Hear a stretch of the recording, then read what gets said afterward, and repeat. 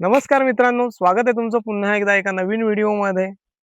आपल्या सगळ्यांना माहिती आहे की दिवसेंदिवस तापमानाचा जो पारा आहे तो वाढत चाललेला आहे आणि त्याच्यामुळे जे पाण्याचे स्रोत आहेत त्यांचा साठा आटायला लागलेला आहे आणि त्यामुळे जे आपल्या आजूबाजूला पक्षी आहेत, प्राणी आहेत, त्यांना पाण्याचा सामना करावा लागतो।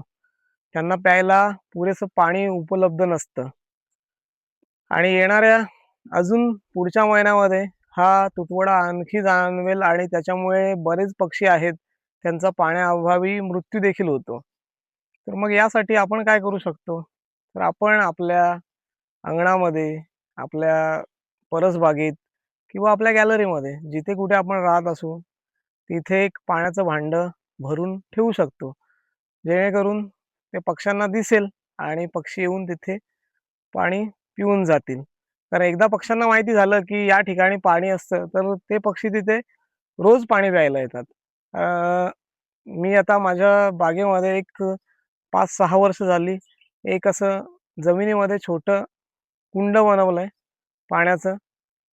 तर तिथे खूप सारे पक्षी येतात, त्याच्यामध्ये मस्त पाणी पितात, डुबक्या मारतात, अंघोळ करतात आणि मग निवांत झाडावर जाऊन बसतात।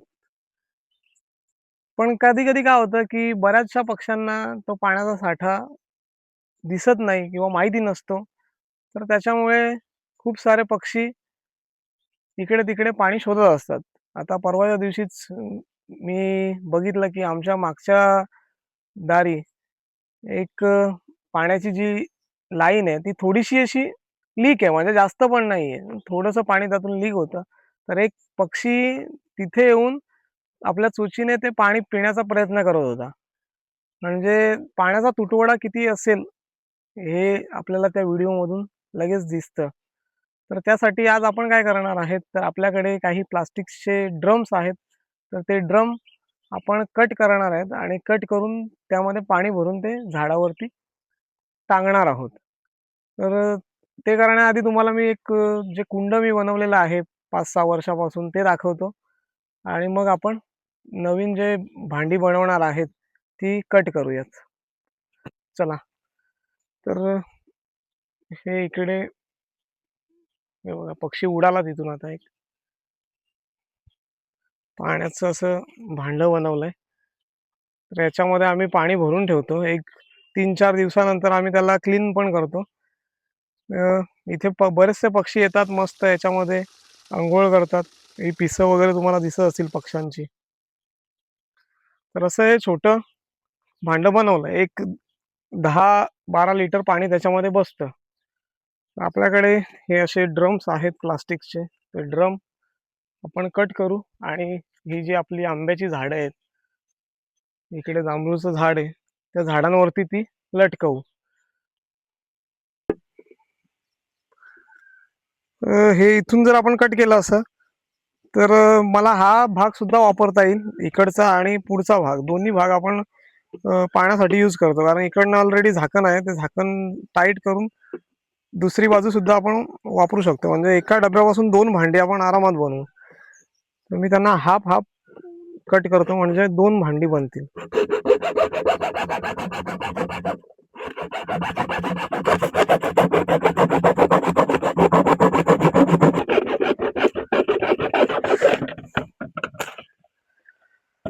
तर हे असं कट झालंय छानपैकी।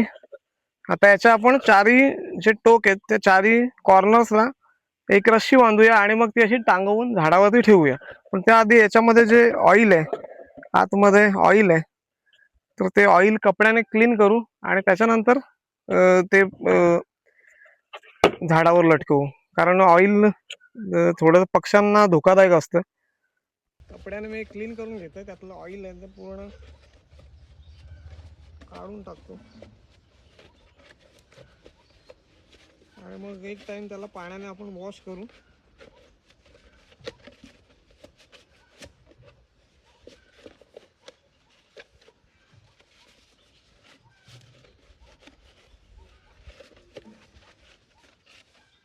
आता यातला जो चिकटपणा होता तो बऱ्यापैकी कमी झालेला आहे।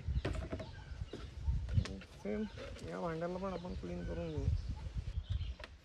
होल मारून झालेत माझे दोन्ही भांड्यांना आणि हे दोन्ही भांडे आपण आता त्याच्यामध्ये थोडंसं पाण्याने वॉश करू, त्याला क्लीन करू आणि त्याच्यानंतर दोऱ्या बांधूयात.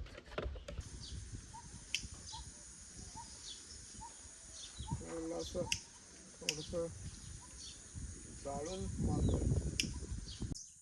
हे असं तयार झालं आपलं भांडं. याला इथे गाठ मारू अशी आणि मग गाठ मारल्यानंतर दुसरी रशी म्हणजे चारही रस्त्या ज्या आहेत त्या सुटणार नाहीत.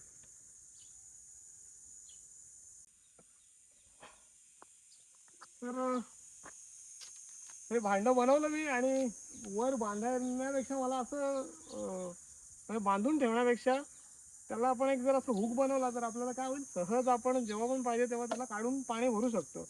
पाणी भरण्यासाठी आपल्याला वर चढण्याची गरज नाही आहे. कसं करतोय मी, तर ही माझ्याकडे एक तार आहे, एक तार त्याला बांधतोय मी, हे असं लटकवतो आणि ह्या तारेला एक हुक बनवतोय.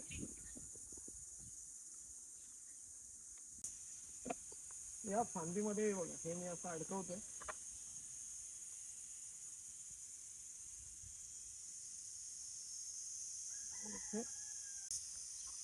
जेव्हा इथे माणसं वगैरे नसतील त्यावेळेस पक्षी नक्कीच त्याच्यामध्ये येऊन बसतील. थोडंसं कोणी असल्यावरती पक्षी खाली यायला घाबरतात. तर ह्या भांड्यामध्ये आता मी पुरेसं पाणी भरलेलं आहे आणि जेव्हा कधी इथे एखादा पक्षी येईल तर त्यावेळेस मी त्याचा व्हिडिओ बनवेन आणि चॅनलला टाकून देईन.